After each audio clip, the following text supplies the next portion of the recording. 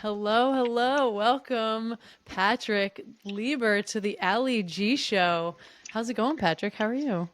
Hey, Allie, I'm doing great. I've been so much looking forward to talking to you. Me This is going to too. be great because you're combining both of my passions of running and music after so many years. So this I is going to be know. awesome. I am.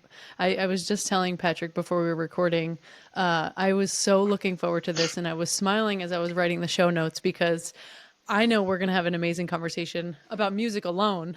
So Yep. I can't wait to hear the running aspect and how the two intertwine for you. But why don't we start off by you giving the listeners a little background on you, who you are, what you do, where you're from.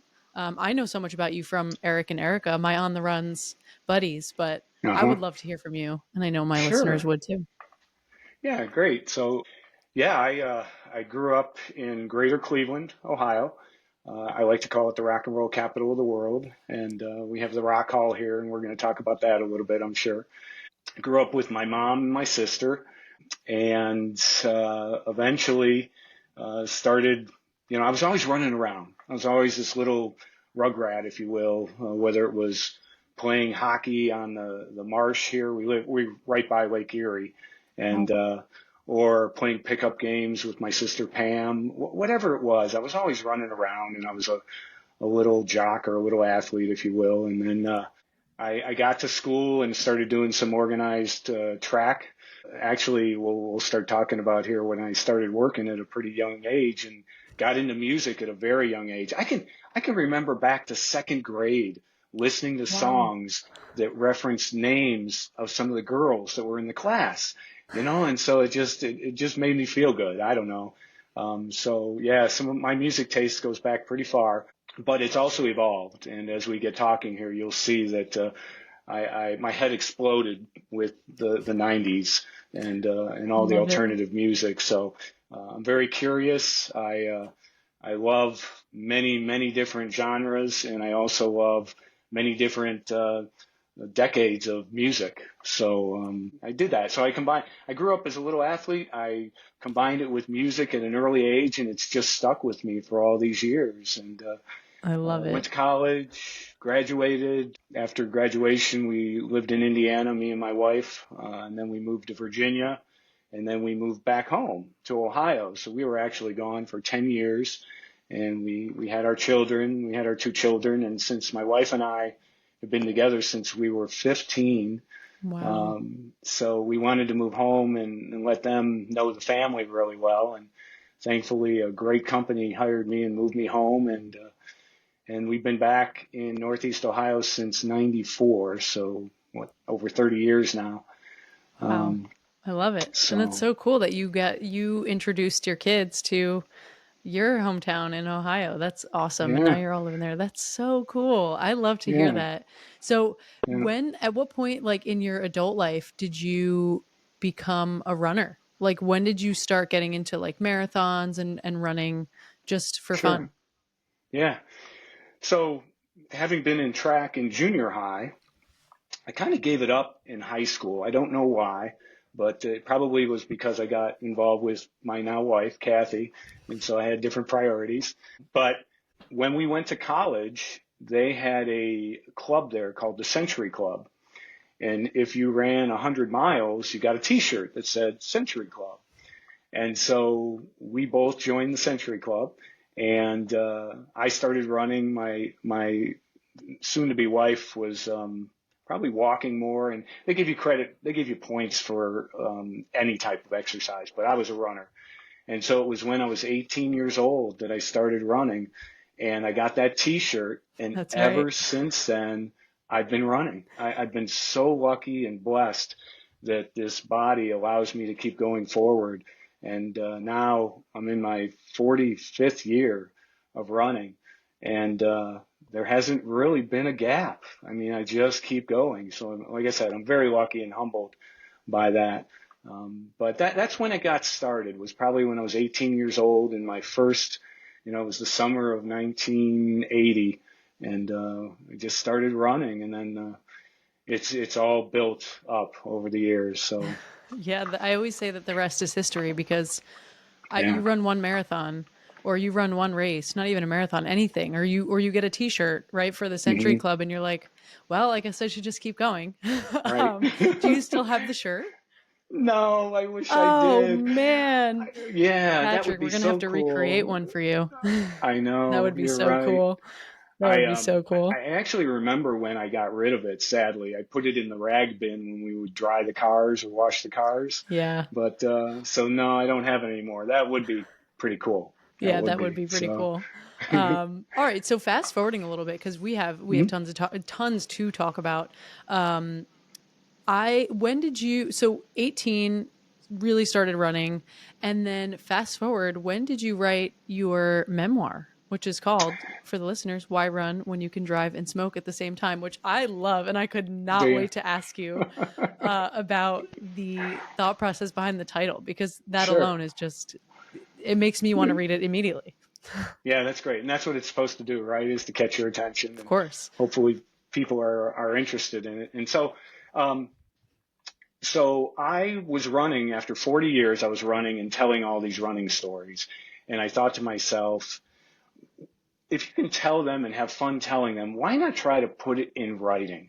I was an average English student. I truly was, until I went to college and started writing a lot and then got into business and started writing. And so, the book's only 5 years old now, but I thought, why not try to document this and actually publish a book? So I, uh, I got involved with a publisher down in Texas, and I learned about how to self-publish through some local programs here, and basically just taught myself. I taught myself a completely different industry that I had zero experience in, So and cool. I went off and implemented it. And it was a 13-month project. Um, I was a project manager for a lot of my career, so I was able to use a lot of the skill sets that I had through my professional career and just apply it to something that was more passionate. So I had a project plan, a budget, everything you might hear about and all the right buzzwords for a typical project. Um, and It took me about 13 months from the day I started till the day it was actually published. During and along that way, I had to come up with a title to get back to your question. So a long time ago, it was probably 30 years ago, I had a coworker who said to me at work once, he says, "Why would you run when you can drive and smoke a cigarette at the same time?" Like that's So hitting the funny. lottery, to Yeah. him. And and I Priorities. said, "Yep." I actually said to him at the time, I said, "I have no idea how I'm going to use that, but I'm going to remember that the rest of my life because it was Yeah, so funny." That's my type of sense of humor. And totally. as these stories evolved over the years, there's a lot of books out there that are couch to 5Ks or how to run a marathon, how to train and help yourself with nutritional value and stuff like that. But I found myself I found that the stories I had been telling all these years were silly ass stories. They were stories like, how did he get himself in that situation? Yeah. And they're all running related. A lot of them are retro. You almost have to put a retro hat on and just say to yourself, okay, yeah, they didn't have cell phones when this happened, because now a lot of these wouldn't happen. These are instantly across social media and the story ends.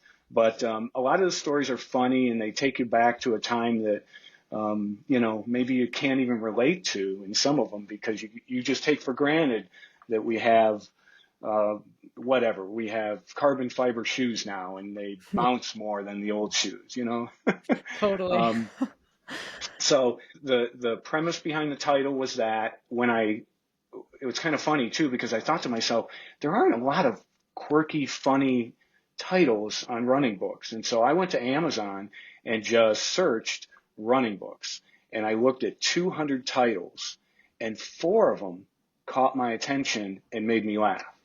And I thought I was onto something because I love my title. It makes people laugh. And then I went out and I asked people, and I got the same reaction that you gave too when you were commenting about it. So I got the voter approval, if you will, from everybody saying, "No, that is perfect." So No, it that's how is. the title came to be, and it's a lighthearted book. Like I said, it's not. It's got some insightful things about, you know, um, me and growing up and what I think of running and what motivates me. But a lot of the stories are, what an idiot. How did he do that?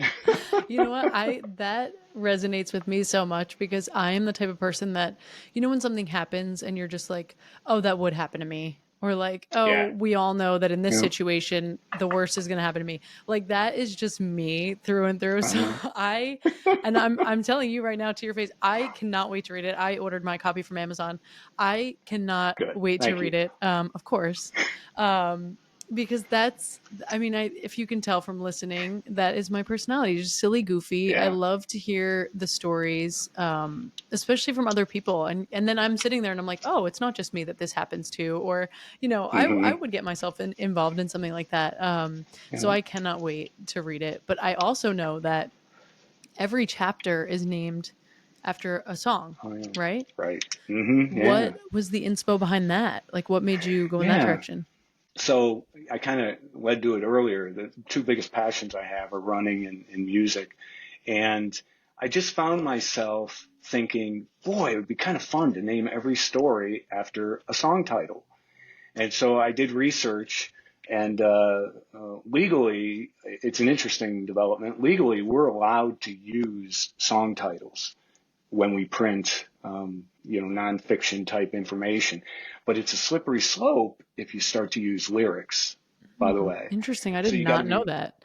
yeah, you got to be real careful with that. So, uh, anyways, that sealed the deal. I wasn't going to use a lot of lyrics from songs. I was going to use any anymore. I actually thought I would. I'd use some lyrics in the stories, but I threw that idea out and I just used the song titles. And then I made the book a little bit interactive in the beginning, and you can actually go to Amazon.com and look at the first few pages and see if some people might have fun with this, but I name the stories and I challenge you to see if you know who the artists are, which are obviously referenced and credited in the back of the book, which you can't get to unless you buy a copy. Ooh, But uh, interesting.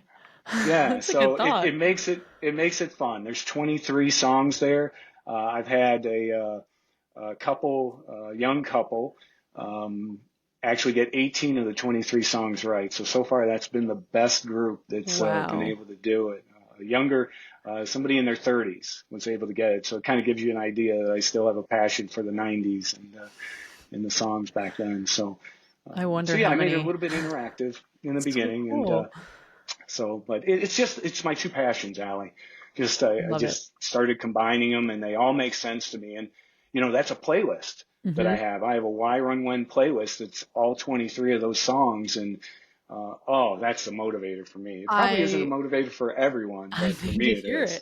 it. Well, I guess it's cheating if I ask you what's on it because then I know the songs of the of the Yeah, of the well, chapters. But it's give me a okay. few. Give me a few. Sure, What are some of the songs sure. on there that really motivate you? And we can share with everyone if Yeah, that would be so yeah. No, cool. no. I mean, I I love would love to sharing it. listen to it straight through. Yeah. That'd be awesome. Um, Yeah, so it spans almost 50 years. So the oldest song on there is probably Good Vibrations by the Beach Great Boys, song. and great history behind that song. I don't know if you know how that all came up, and you might think about the song differently now, but when you listen to the lyrics, it's the Beach Boys singing about girls. But Yep. if you come to the Rock and Roll Hall of Fame or study music, you'll learn that the premise behind the song is how dogs and how people give off good vibrations to dogs. Oh my God. Wait, you know what's funny? A fun fact for you too, because I feel Hmm. like you'll appreciate this. My dad actually wrote a book about the making of pet sounds. Ah, Yeah, I'm gonna okay. have to. I'll send you a copy. Oh It's yeah, a or it's let a me know. great. Yeah, I'll no, buy a it. hundred. No, no, no. I will absolutely send you a copy. And I should know that, but I don't know that. So Yeah, that's so cool. yeah. Go study that and just Totally. see. I'm not a music historian, but I love it so much that I dig into the details of a lot of things. So yeah, you'll think about the song differently, and now it's not uncommon for me to look at a strange dog and say, "It's okay, I have good vibrations" when I walk up to him. That's that is so So funny. It's yeah, crazy how music, like one song can like make you think about that on the regular, yeah, right? Like you just yeah. that fact and then you immediately are like, "Oh, see, I now I can connect with this dog." Right. Yeah. That's so cool. So, so we span back to then, and then Hmm. we come into the 70s, and uh, what are some of the 70s songs? I have a copy of the book here. I'm gonna have to cheat, right away You're allowed. It's your to own look. book. I just don't want to cheat um, because now it's a yeah. game to me. I have to figure out how many I No. know. Well, some of these are obvious, but there's Yeah, some on here you shouldn't know because there's some small indie bands on here. But who knows? Comfortably numb. of course. Of Yeah, course. right. Okay. Yep. Feeling stronger every day. Ooh, 70s. no, I don't know that one. No. Who's Chicago. Oh my God, Chicago. that's right. That's right. Yeah. Chicago. So I've only seen about Chicago like 20 times. I've only worked the show. oh I've only worked yeah. the show 20 times. I should know. I guess I'm in work mode when I'm actually watching. True. Yep. It's How funny. about Hair of the Dog? Do you know that tune by? See, I know S- I'm so bad with artists but I mhm. know when you like know a song but you don't know the Sure. artist. Like I'm Plus, I'm putting you on the spot. no, but I love that. It's a game now. Yep. So that's Nazareth, probably Okay. back from Okay. the late 70s. Hmm. But I've got Machine Head on here by Bush. Yeah, of You know, course. it's just, and it spans. It keeps going and going and going. So, but they span 50 years. And So cool. like I said, it's just fun to look at them and try and guess, who the artist was and go from there. But I got to tell you, I wish I had thought of having tracks first because I love that. I I absolutely love that. Do you? Oh, thank you. Yes. I overthought that for so long. I was like, what can I call these? I don't want to call them episodes. And then I was like, Yep. I really have to dig deep here. And I was like, tracks. And I sent the idea to Eric and he was like, I like that, but ask around. I should have asked you. You would have given me You the should have. immediate Oh, you would have given me the immediate go ahead, the green light, just like your book title. I would have gotten the green yeah. light on tracks. But no, thank you. I am so glad you love it So because I cool. feel like you just relate to that too, so it makes it more Yeah. special coming from you. Yeah. It's retro. Um, It's a retro term. I mean, it's yeah. tracks from, I don't know how you came up with it, but it's tracks from an 8-track player. That's how we used to Hmm. talk. Yep. We used to say, oh, it's the fourth track, Yeah. and so that's so cool. It's so cool. And you know what's funny? I consider myself an old soul because a lot of it is because of how I grew up. I grew up in a very musical family.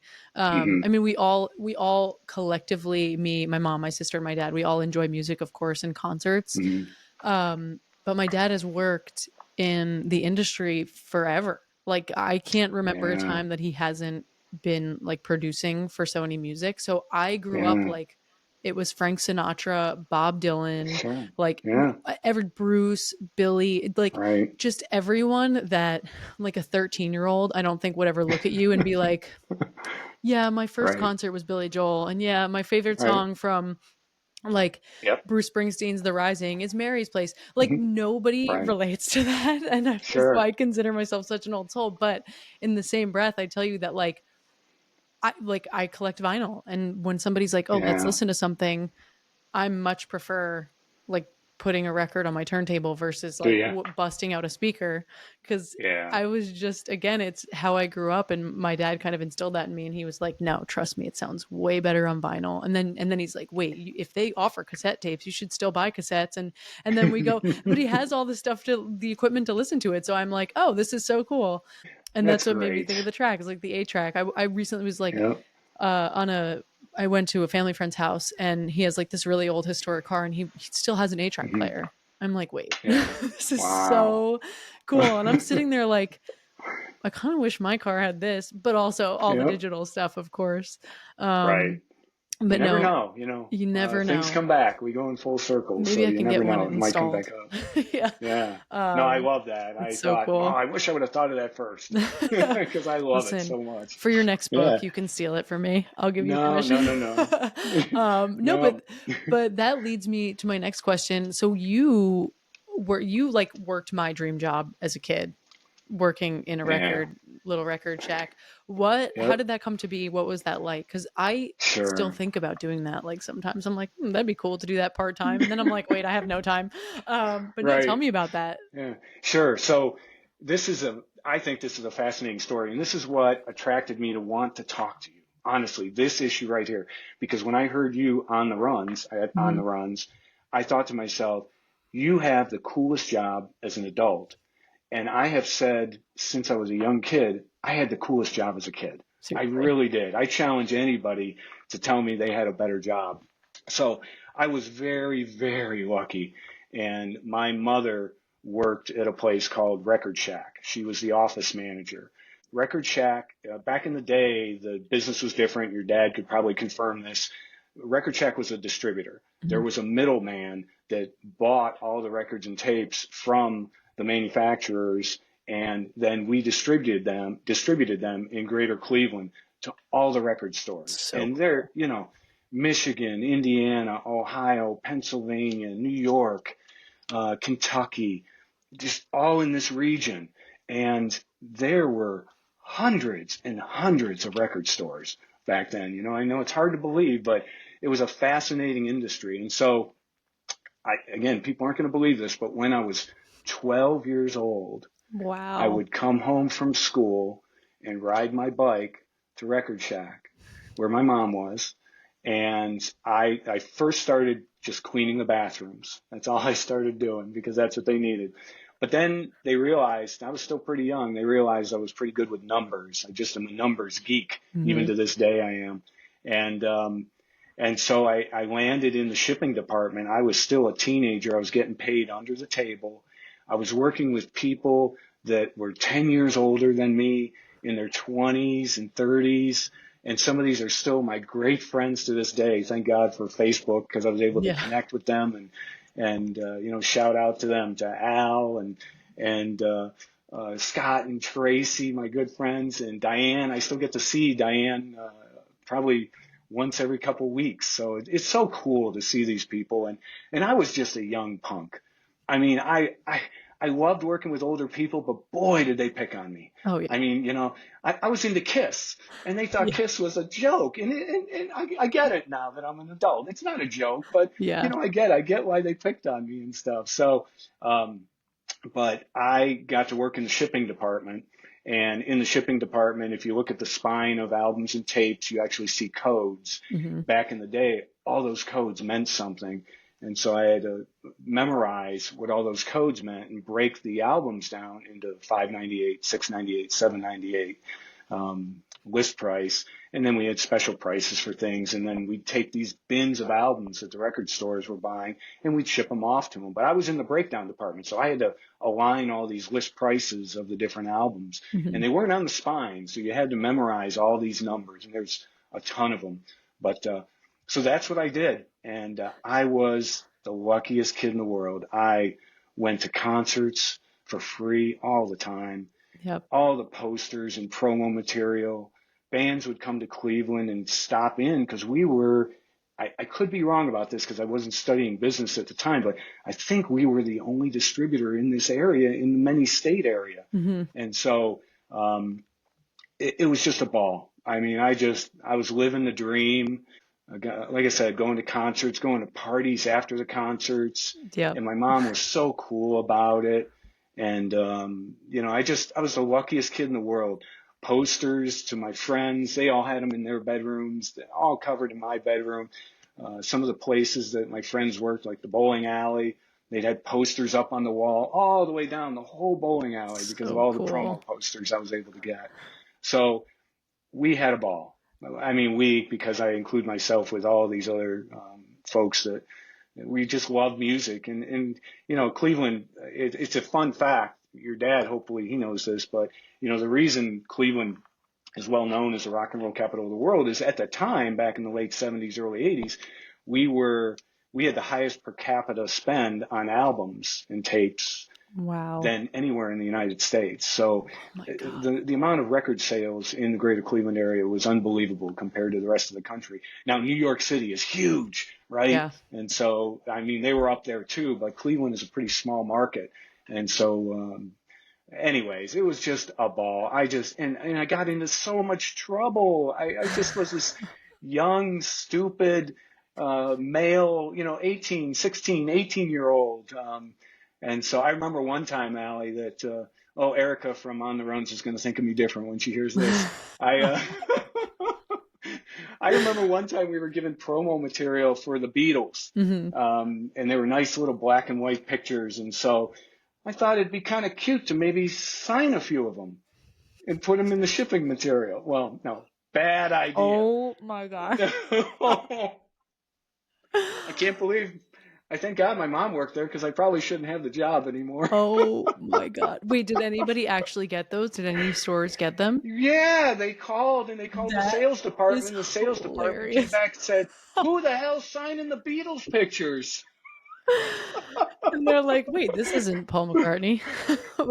Who is this? So, so I hope nobody out there, none of your listeners, have any signed Beatles memorabilia that they are wondering about. Black and white photos if they were Oh, signed by wait, me. that'd be amazing. Oh, I low key would love a oh. Beatles album signed by you, Patrick. That's so funny.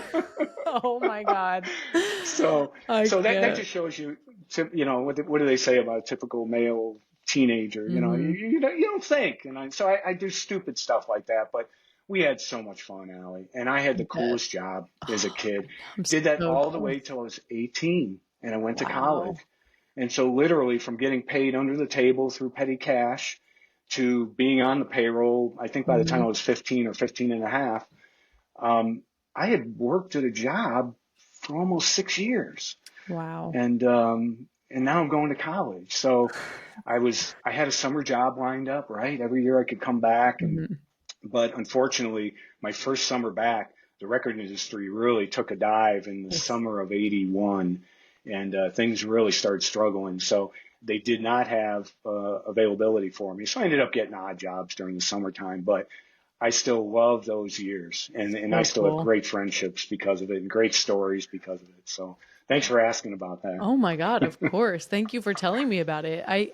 You know, it's funny too. This question in particular, I was so excited to hear your answer to because I feel like my career when I was that age, it's very much aligns with yours, like record Hmm. check and distributing and things like that. But I was like on the record label side where like I didn't get paid because I was an intern. But like you said, you Uh, started cleaning by cleaning the toilets. I literally yeah. filed like the legal room at Did Atlantic you? Records in New York, and it was like Okay.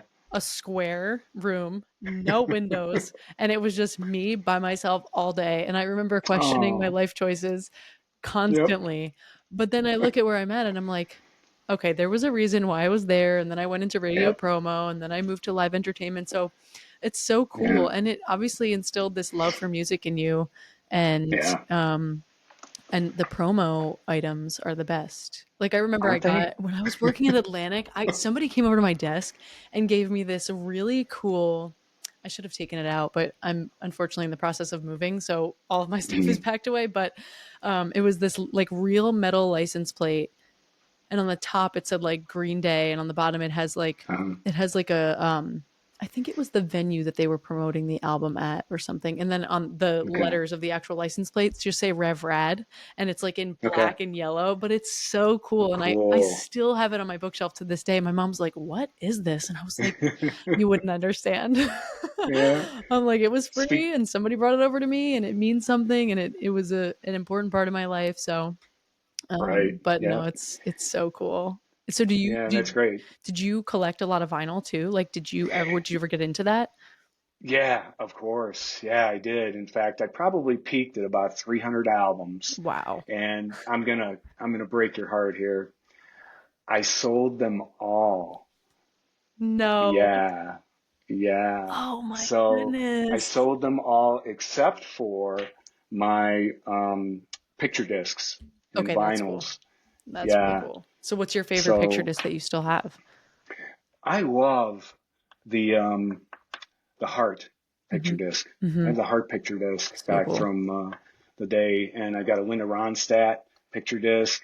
Um, trying to those are the ones that stand out. But I have a lot of colored vinyl that was big back then. Bebop Deluxe, probably never heard of them. Never. Um, yeah, I've got a white album of theirs, and I don't know. It's just a handful. That's all I have. I might have a half dozen albums. That's it. I I know. sold them on eBay. I sold them as batches. I know you're a big Boss fan, and I sold my Bruce Springsteen set down to somebody in Texas. Oh, I don't even tell remember me that. that. So I know. No, I know. Well, you know what happened was CDs came out, and I agree with your dad's ear. You know, I just Hmm. love the sound of vinyl. But boy, when CDs came out, that was transformational. That Totally. was like, wow, what a difference. And I remember thinking, oh, they're just messing with us. They just want us to spend more money and have to replace our albums and stuff like that. But when I got what was my first CD? I bet it was Howard Jones. Oh, Do you know Howard of Jones? course. That's a Yeah? good first CD. Yeah, that Definitely was a my first popular one. CD. Yeah. Yeah, probably even the early 80s. And then it just blew up from there. And so I probably have 300 CDs now, All and right. I'm So not you're, getting rid of them. yeah, no, They're you can't easier to sell those. store. They are. Yeah. I will say, as I'm packing up all my vinyl, it is a pain Oh, in the that's right. ass to Yeah. ship that, or not even ship it, just pack it and tape it and make sure it's secure and whatever. It's not going to fall out the bottom. So Yeah. I respect that. I respect the selling of the vinyl for the transition of Cool. CDs. I hear you. No, that's so cool. And speaking of picture disc, I think I have a bunch of picture discs in colored vinyl, but my one of my favorites is Toto made I think it was a record Oh. store day. It literally is in the shape of Africa, and it's just the single. Oh, that's It's cool. so cool. I'm gonna have to, Yeah. when I unpack all of my things, I will remember to send you a picture of it. It is so cool. Yeah. I have that That's one, great. but I just love this. I love this conversation about music, and being from Cleveland, you are a member of the Rock and Roll Hall of Fame, right? And you've gone to the Yeah. induction ceremonies? Oh, I've gone to one of them. Well, when the hall first was announced in Cleveland, they had a kickoff concert here in '95, and I went to that. And then I am a huge Pearl Jam fan. In fact, you talked about the Green Day license plate or plate. So my Ohio license plate is No Pearl Jam way. on my car. That's Yeah. sick.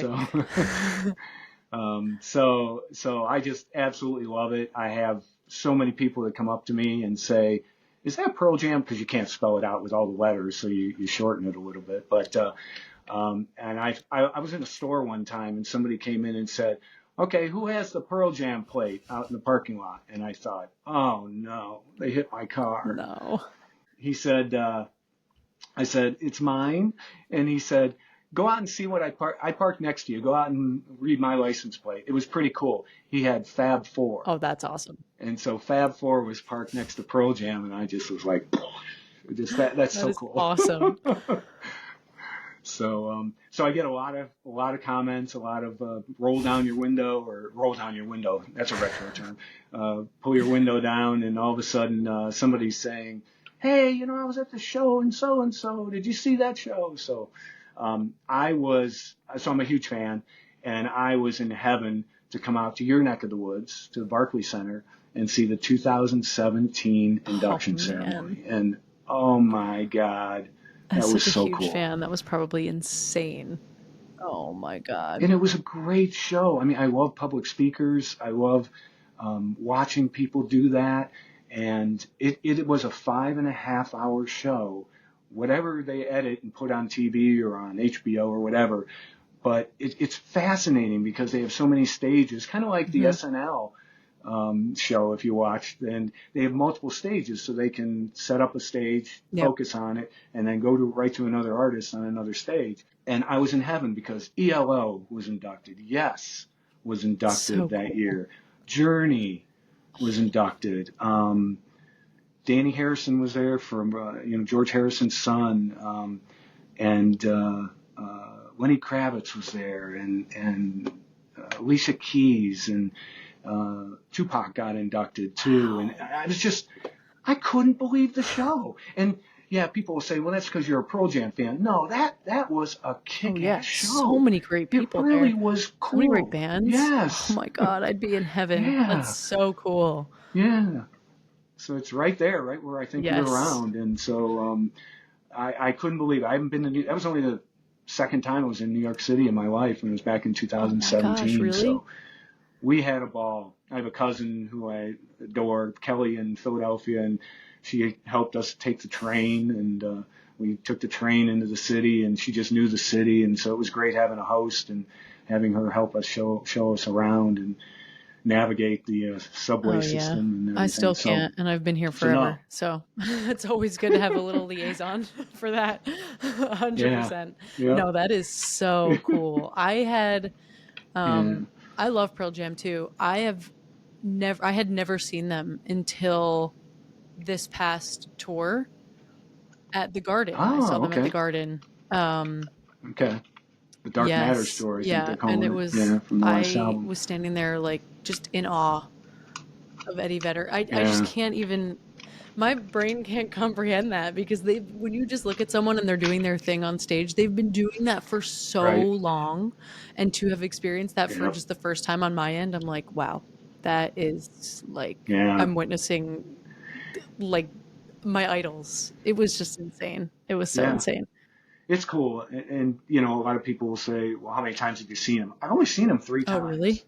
um, but each of them is a very unique experience. I've only seen him once in Hmm. Cleveland. One time, I got to go to Philadelphia when they were. This is so cool. They're closing the Are Spectrum down, they? the old Spectrum, and Pearl Jam performed on the last night that the Spectrum was They were there the before ones they that imploded it. wow.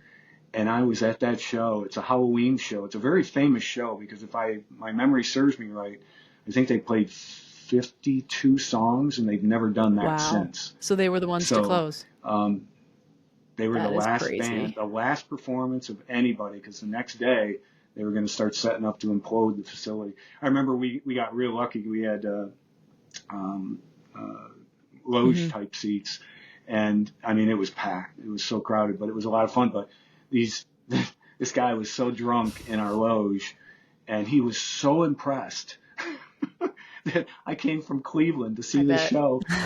He's like, dude, you. He's taking the place apart. You deserve this light bulb. Take this light bulb back to Cleveland because they're taking this Oh my place apart. God. I'm like, I don't need a light bulb, man. Fans are So, crazy. yeah, true story. That's so funny. But so I saw them in Cleveland, Philadelphia, and then at the Rock Hall event at the Wow. Barclays Center. That's I really mean, it. listen, And I have seen some of my favorites a lot, but I respect the mhm. only seeing them a few times because Okay, I don't know, yeah. when I see like I know there were two nights of Pearl Jam at the Garden, and I had seen the night where they didn't play certain things, but they played Black, and that's all I wanted to hear. Mhm. And I was like, Yeah. okay, I can Okay. die happy.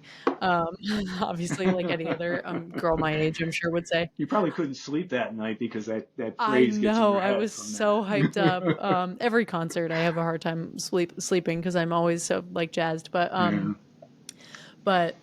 Yeah, I respect like only seeing them a few times because then I feel like when you see them so many times on one tour, you set yourself up for a little Yeah. disappointment. You know what I mean? So I get Yeah. it. Yeah. No, but It's that's interesting. cool. Plus, seeing a Yeah. closing, like the closing of an arena or something like that kind of show is so Mhm. Yeah. crazy special. Like I saw, and I've talked about Yeah. this before, I think on the pod actually, I saw Billy Joel close down the old Shea Stadium before they Yes. built City Yep. Field. And Paul McCartney came out, and Yep. I was like in my glory. I had my Yep. whole family was there. We were in a suite, and we had a bunch of Wow. friends, and we Nice. invited like all our like multiple families were together. And same thing, like some drunk dude came up to me and was like, put his arm around me, and he's like, here are these drumsticks, like these came right from, and I was like, all right, cool. And my dad was like, yeah, sure, go for it, like do whatever, give her all the drumsticks, you can bring her Yep. to the pit. And I was like, are you sure? Right.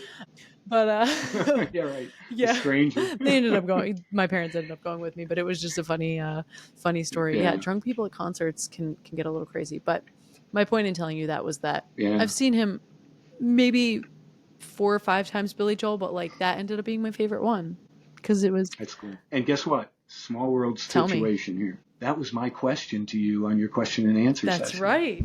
So thank you. When you answered that way, I went, oh, wow. I thought you'd say something pop music wise and I wouldn't know who it Nope. is or something, but you nailed it. I'm like, oh, that's pretty cool, It's pretty Allie. cool. It's a pretty cool. Listen, I have to answer your Yeah. questions because that's the point of the pod. I love it. Yeah. I loved that you asked me Yep. all these fun questions, and I know we still have a few to get to, but we were talking about the record check, Rock and Roll Hall of Fame, Mm-hmm. and then you were a guest DJ on the 30th, on your 30th birthday, and your mom didn't wish you a happy Yeah. birthday, right? Is this what happened? No. Yeah. I'm Yeah. going to play the clip for Yeah. everybody, but I would love for you to preface how this came to be. Sure. Yeah, this is great. On my 30th milestone birthday, let me back up. Local radio station in Southeast Virginia where we were living, was having a contest, and you just had, back in the day, you didn't sign up online. You just sent a card, or you sent a postcard. Sent a postcard in. They call me. They say, we picked your name. We want you to come in on January. They named my birthday, my 30th birthday. They want me to come downtown. It's on a Saturday night, and it's at 10 o'clock. And for an hour, you get to be the guest DJ. And they'll play your songs. You just tell them what songs you want. The DJ will be there to control the board, but you're in charge of the mic. You're in charge of the calls. And it's a whole show called Hey Mom, I'm on the Fox. And the fun part about it is that you call your mother, who's unsuspecting, probably, because they don't listen to classic rock and roll, maybe. And you call them and you basically do an impromptu session about telling them how you're on the Fox. And so that's the backstory. I couldn't believe it was my 30th birthday. Our daughter was 1 month old. Our first child was 1 month old. So I was a brand new dad. And yet my wife, my wonderful wife, was like, no, go down, have fun, play DJ. And so I did it. And the recording is complete impromptu. I didn't know what I was going to say. I didn't know what she was going to say. But it came out pretty good. I love it. All right, I'm gonna play it for everyone.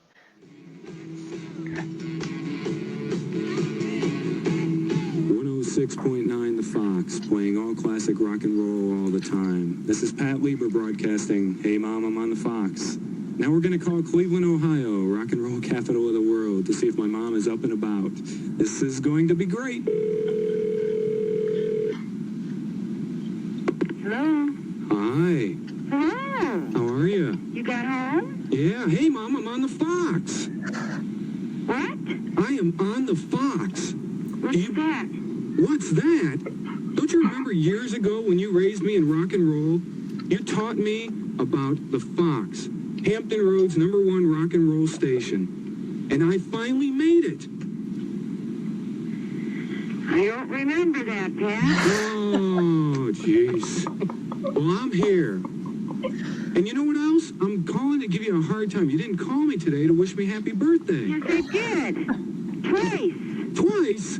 Yes. I missed both calls. I know. You weren't home. I just got... Yeah.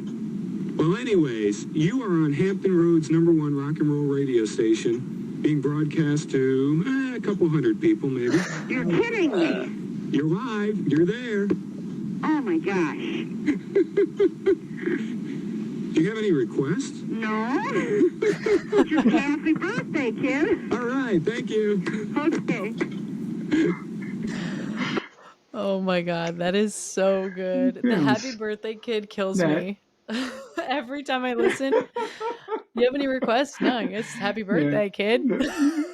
Yeah. It's too good. So after I aired that, and that was impromptu, I got a couple calls saying that was staged. And I was like, no, I didn't know what I was going to say. I didn't know what she was going to say. And it came off really good. Even though she starts to say goodbye, I stopped her and we stopped recording. And I explained to her what was going on. And she said, I thought you were drinking. I didn't know what the hell you were talking about. That is so funny. That is too good. Yeah. You have like such a great voice for radio. Also, that was my immediate really? thought after listening. I was like, damn, you sound like a professional.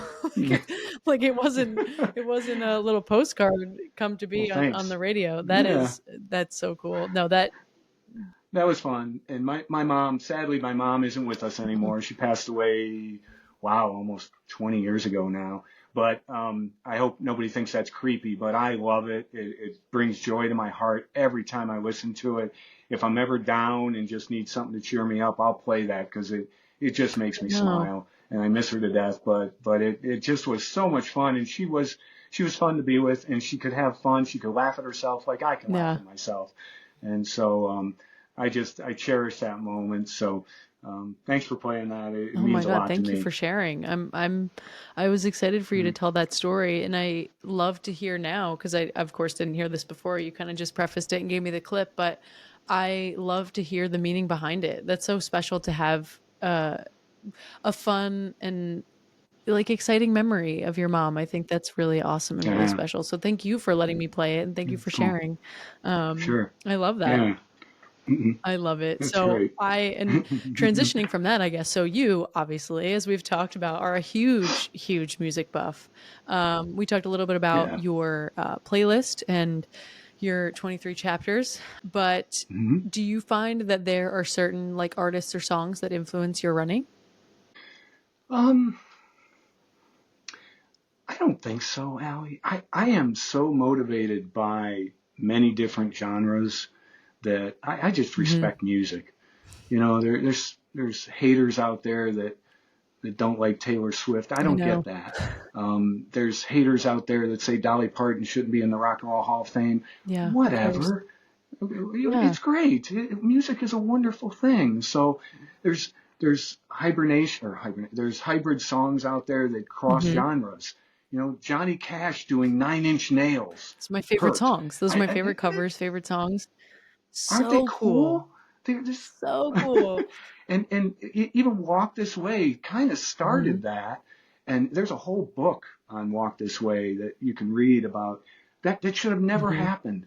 Run DMC was really against doing it, and they kind of tricked them all to get in the studio and be there Insane. by accident at the same time. It's a fascinating story if you want to I would study love that to. too. I love reading. I need a list I of love reading music. your book recommendations after this. Yeah. I'll show you what I'm reading right now because I just, I go between running books and music books, but I'm reading David Byrne's How Oh my God, Music wait, I've never Works. read that. And my I'm wife writing is it down. like, "Oh, it looks so boring, but I'm eating this up. I just love this." So, he's got everybody's got a different take. Artists are very unique and they have different takes on music and tastes and what we're influenced by and stuff. So anyways, I love reading. I'm a sucker for reading. I'm always reading books, and like I said, I kind of flip flop between running and music books. But Two passions um, brought together by one other thing, yeah, another passion. yeah, I see. yeah. There you go. It's connected by That's another so passion. cool. So That is so um, cool. so no, I've had a ball with this. I really have with this whole music thing. Yeah, we've been talking about music a lot. Hopefully everybody's still listening because I Hey, love talking listen. about it with you. It's this is So this is what it's about. I when I do in doing this podcast, I always want it to be as free flowing as possible. So, mhm, but no, I think we touched upon a lot. But before we wrap up here, obviously you're a concert mhm. person, and this is me segueing into Yeah. your questions for me. But I would also Oh love yeah. to know, is the Pearl Jam concert the best concert you've ever seen? Mm. Oh, okay. No, Okay, I love it. no. I mean, you don't have to sound Yeah. disappointed. I I'm here for all the answers and all the hot takes. So tell me, please, what your yeah. favorite concert was of all time.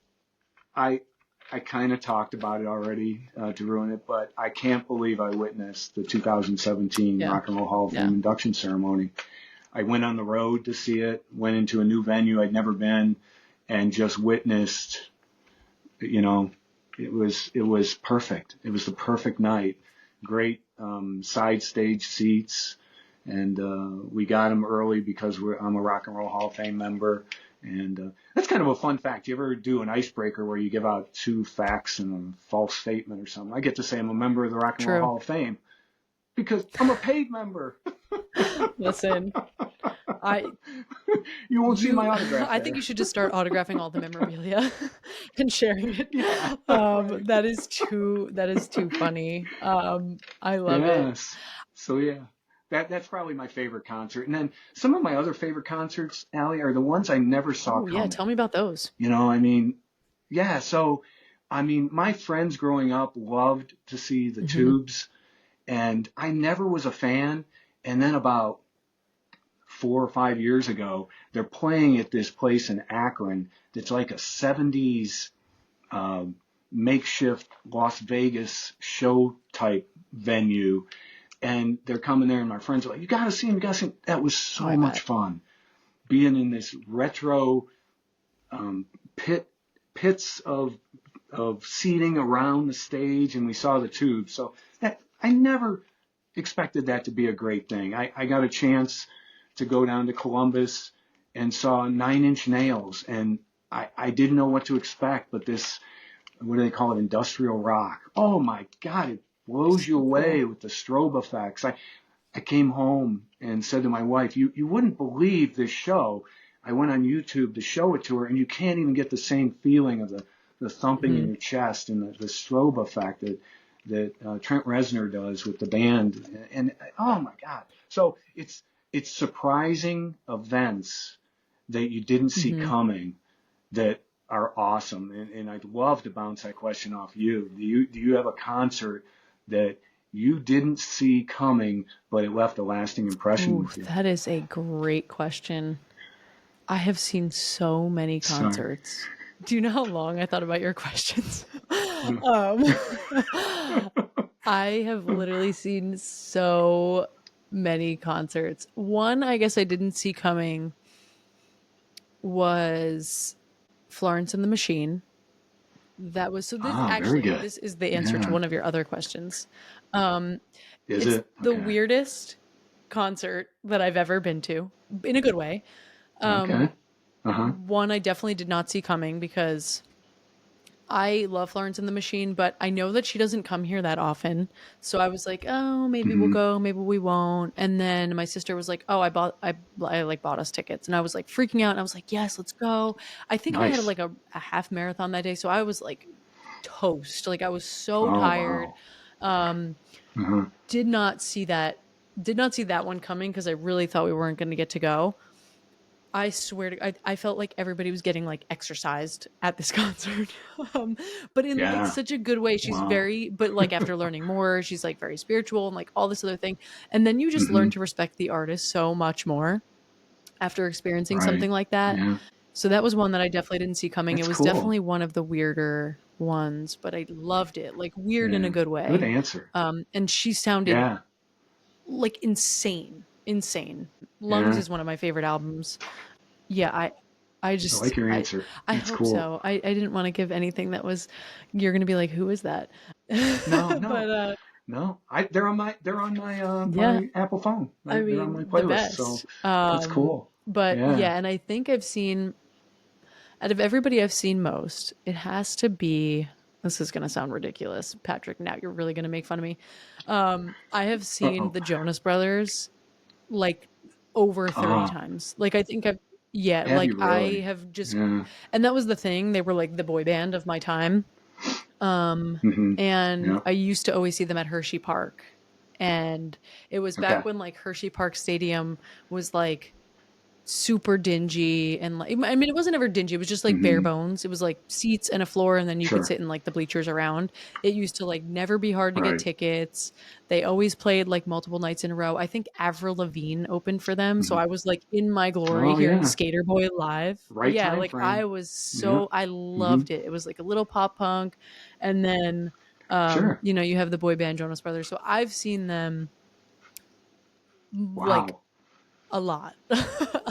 And it has to be like the second, I think, would have to be like Bruce Springsteen or Billy Joel, because I've seen them a bunch. But it's crazy too, like it's so funny how life comes full circle, right? Like I always have those great memories at Hershey Park, and I know we talked about this like earlier and having music connect to the memories, but I always saw them at Hershey Park, and now it's like one of the venues that I like work for, which is crazy to me. And I'm like, oh my God, this is so weird. Like I used to be bopping around here as a little kid, and now I'm like here to go to work, which not really, I don't really ever have to go there, but when I am there, it's usually connected to work. I think that has to be good. Has to be That's most. Cool. What about you? To share mine with you, I'm about to break the tie this summer, and I'm excited. So I've seen, I'm a big fan of Cracker from the 90s. Nice. A huge fan, and I've seen them 5 times, and then I've also seen Modest Mouse. Nice.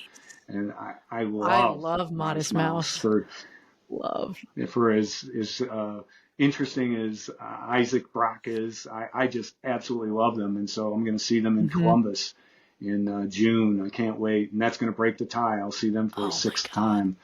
So I'm attracted to quirky bands too, and they're just too cool. I haven't even brought them up yet, and yet I'm about to see them for the sixth time coming up, the most of any That other is band. so cool. So So cool. so I'm looking forward to that. I really am. That like made my whole day, that answer. I've never had anybody tell me Did it? Modest Yeah. Mouse. Ever. Oh, You're first. yeah. I'm just, as much as I love Eddie's lyrics, I think Isaac is just a notch above it. He makes you think. I mean, they're going to be celebrating their 20, is it 20 or 30 I think years? it's 30. Probably 30 Yeah. years of good news for people who like bad news or love bad news. And just that phrase So alone is crazy. great. Think about it. It just I makes know. you think. And they're just like the So, coolest. They're just both the coolest. They are. I remember, at one point they have 9 members on stage, kind of like Arcade Fire. It's just so cool to see so many different things going on the stage. So, no, I'm a huge fan of Modest Mouse, and I've seen them from Idaho through Ohio, multiple times in Ohio. So, where's is there anywhere that you didn't expect to see a concert and you did? That's a good question. Boy, I always hate to come back to the same bands, but I love it was pretty cool. I saw Modest Mouse and Built to Spill. Ooh, yes. You know Built to Spill? From Boise, Idaho. And they played together, and it was in the outfield of a minor league baseball That's so cool. And again, I'm in heaven thinking, I can't believe I'm seeing this band in this outfield. And yet when we crowded the stage, we were, just 12 deep and So stuff. cool. And he came on, he said, this has got to be our last song because the neighbors, are going to cut us off at 10:30. And it was just so cool. It just felt right. And then I've also seen Modest Mouse at a small venue here in Cleveland, and I stood in the front row. I wasn't the oldest person there, but I was definitely the oldest person in the front row with my friends, and we were hanging on the bar for dear life because I didn't even want to turn around to see what was going on behind me. One of my buddies was gone. He wasn't even around. I'm like, okay, I'm not even going to look around to see where he is because he might be on the floor being trampled right now. So I found myself in a little bit of a mosh pit there that I just was look hang away. on. I don't want to be involved. Look away. I know. I'm never in the mosh pit. So trust me. Never. That is not my scene. So well, it wasn't mine either, but it was too cool. I couldn't back out. Can't. I had to say I've lived this and done this. That's I was curious. so cool. So no, I have a lot of fun with concerts. I don't go to as many as you do anymore. It's just I don't know, it's tough. I wear earplugs now because it's so intense in the hearing, and well, I'm scared. Yeah. It's like nobody brought that to my attention until I actually worked at a venue, and you're working like 45 shows in a row all summer, and you're like, wait, I might like there's a legit possibility that this is going to harm my hearing.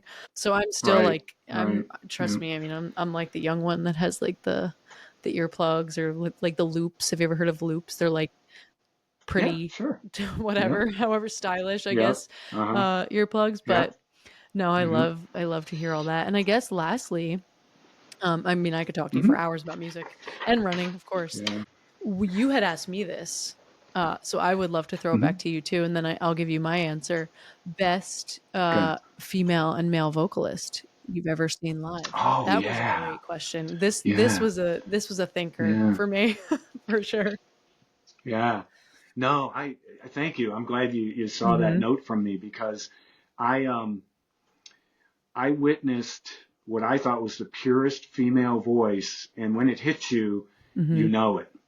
And I could not believe what Alicia Keys sounded like at the Barclays Center.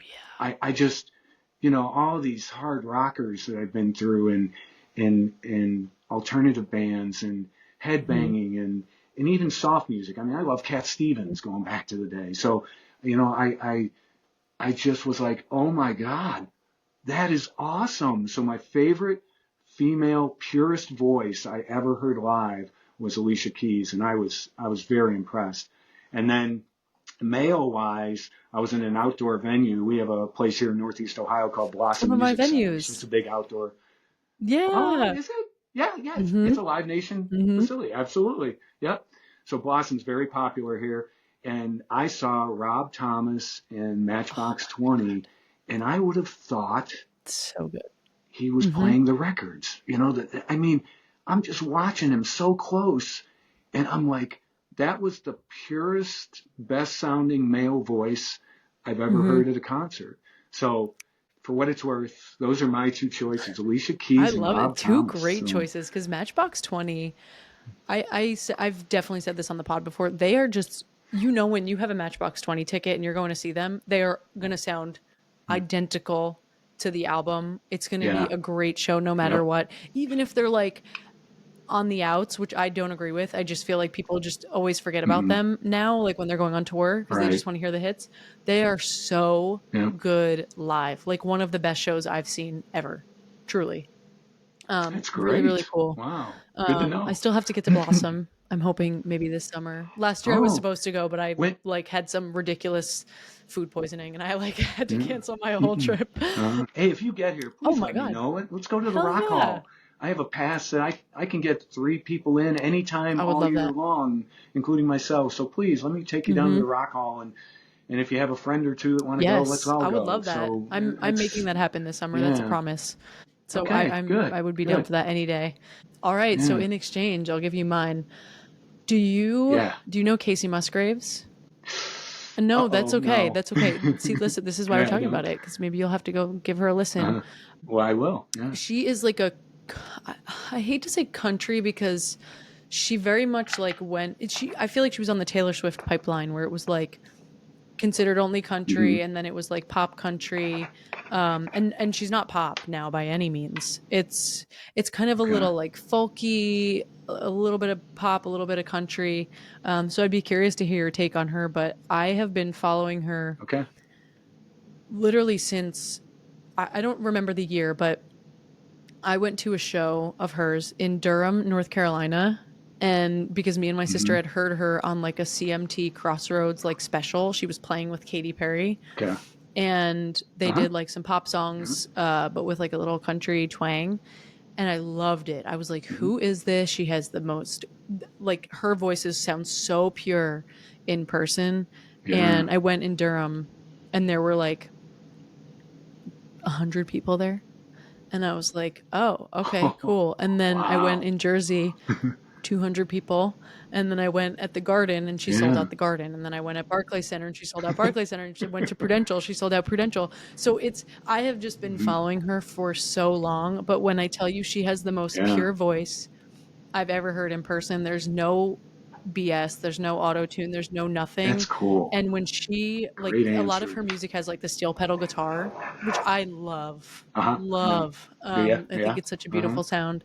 And when that, like, because she plays too, like, she'll play the guitar and sing, she does it all. You have to. Purest, one of the purest voices I've ever heard live. Same with Kelsey Ballerini. Same kind of music, a little bit more pop than country, but started as country. And then male vocalist, this was really hard for me to pick. I saw Hozier. Do you know Hozier? Okay. I saw Hozier for the first time in Saratoga Springs, New York this past summer. And I have never heard anyone sound exactly like the record as much as Hozier. And he played so much acoustic. Like, he played a lot of his songs acoustically and then played them as normal. And it was just... That's great. Yeah, it was like the most fascinating thing. It was one of those where I was just like, I had no words. I wasn't singing. I was just like staring, and I'm like, how am I witnessing somebody so talented right now? Like, in their element. Right. You were I was zoned out. Yeah. Witnessing and I always tell my friends too. That's it was cool. funny because it was the first time I saw him.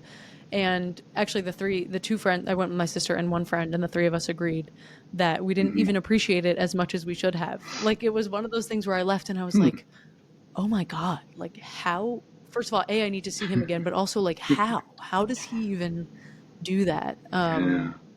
So That's yeah, great. those are my two.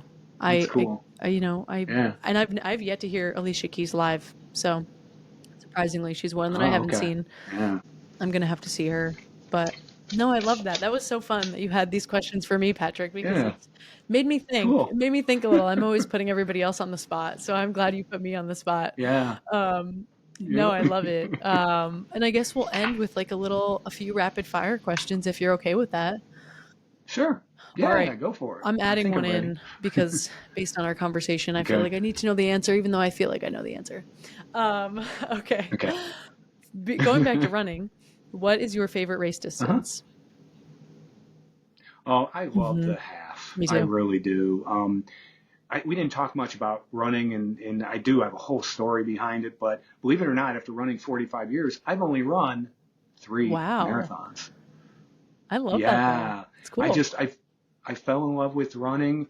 I ran 3 marathons back in the late 80s, early 90s. Um, I ran my fastest, my first one, and I was moving, but I just couldn't. I didn't find Mhm. myself getting better, and I'm probably incorrect. I probably shouldn't have given up on it, but it's okay because I'm convinced it's one of the reasons why I've been able to run Okay, 45 years. respect. I I really respect am. it. So yeah, and so I trust me, I have not given up at all, and I just love the half because you have to Hmm. train. You have to train for it. It isn't something that you can just, if you're a runner and you get up and you want to do a 5K or a 10K, you could Hmm. probably do it, and Yeah, you'll for do sure. fine. But you got to train Yeah, for a you half do. marathon, and so that's why I love that distance because it still involves Hmm. training and it's still a Totally. challenge to me. No, I love it. That's a So great answer. yeah. Okay, CDs or vinyl? This is the one I added. Sorry. If I hit the lottery, I'll go Okay, vinyl. fair, fair. It's expensive If now. I hit the lottery, but 30 oh bucks a my pop. I'm goodness, like I going can't get broke over over. here. Oh, I know. I know. it used to be 5, 6, $7, but CDs. I have to say CDs now, unless I hit the Love it. lottery. So Love it. All right. If you could run with one artist, dead or alive, who would it be? I've heard you ask this before, and you said I had hard questions for you. This was my hardest. This really was. So I had to change the context of it a Okay. little bit in my mind because I'm thinking about it for an hour and I'm like, I can't even predict this. So I think there's some brilliant people Hmm. in rock. And so I said to myself, after reading so many books and studying so much about artists, who is the smartest, most creative, most good human being Hmm. in rock or in music? And I would love to run with Bono. Ooh, He is I brilliant, and like if you that. haven't read his book Surrender, I would definitely read it because you know it blows me away. He's sitting here writing as a teenager, writing Hmm. these songs. Everybody's doing cover band stuff, and he's writing original material. The business manager says, "Don't go to London." He goes to London as a teenager to push Hmm. it, and he was right. And so who I didn't have an 18-year-old mind like Yeah. his because look at what my 18-year-old mind did, right? But oh my God, he's brilliant. And so what he's done for the world and for music is just fascinating. And I just would love to run with him. I have no It's idea if he so works cool. out, but I would just love to run with him because I think he is one of the smartest people in I would music, I would agree with that. artists. Bono is like one of the best answers I've heard for that question. I think mine Mm. today, as I'm thinking about it, Uh-huh. would be Kurt Cobain because I feel like just yeah, Oh, I feel like that yeah, we would just have such a great conversation. I don't know. yeah. Be Yeah, it great would to be. meet him. I It know. would have been I great to know. What a meet him. shame, but Yeah, yeah. Hey, the Foo Fighters may have never I existed know. if Kurt Cobain I didn't leave know. us. And look at the Foo Fighters. I know they're a big I know. influence on The you. Foo And Fighters. I love the Foo oh my God, I Fighters. love them. They're Oh, so good. jeez. So Oh, they good. are.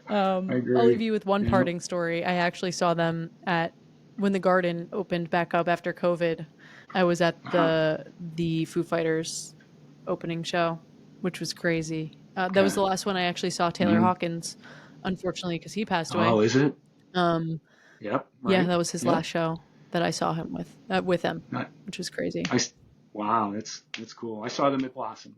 I need Live to go to Nation Blossom. facility.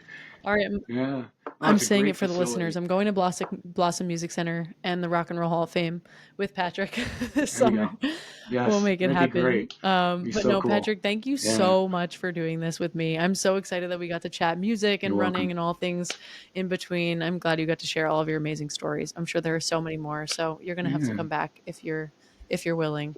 Um, Yeah. but I'd love to. yeah, Yeah, that was fun. and for the listeners, I will put the link to Patrick's book in the show notes so everybody can go read it and tell Patrick Okay. your best guesses on the artists of each song. There you go. I always like to hear too. I like to get feedback from their favorite Mhm. stories too. What's your favorite story? What's it resonate with in your life? And yeah. And so, by the way, I'm on Yes. Instagram. I'm at Why Run When. Why Run When. I know it's a tongue twister, but you eventually get used to it. And so I'm there on Facebook and Instagram, and the book's available on Amazon, or better yet, DM me and I'll set you up with an author copy from the house here and sign it and I write you a love it. note. So we can work on that together too. So no, I'm Allie, I'm so blessed. I love music.